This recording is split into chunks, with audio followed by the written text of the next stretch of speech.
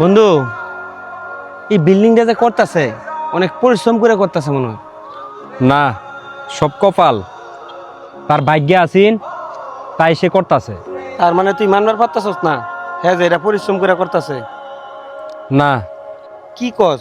যদি পরিশ্রমই না করে তাহলে এটা কেমনে করতেছে? ভাগ্যে না থাকলে তো সে এই বিল্ডিংটা করতাল লইলে না।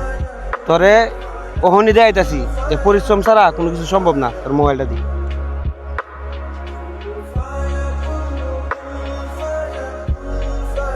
এই যে তোর মোবাইলটা এনে রাখলাম, তুই পরিশ্রম ছাড়া এই মোবাইলটা তোর হাতে লইয়া দেয়া আছে দি।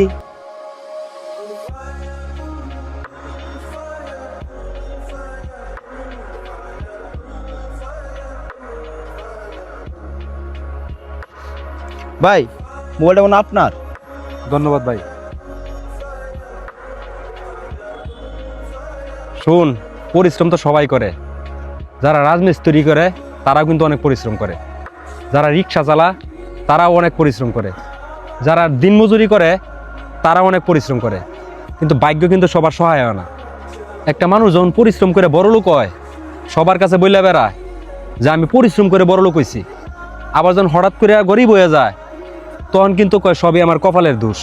জীবনটা আছে না, এটা ব্যালেন্স করে চালানো উচিত।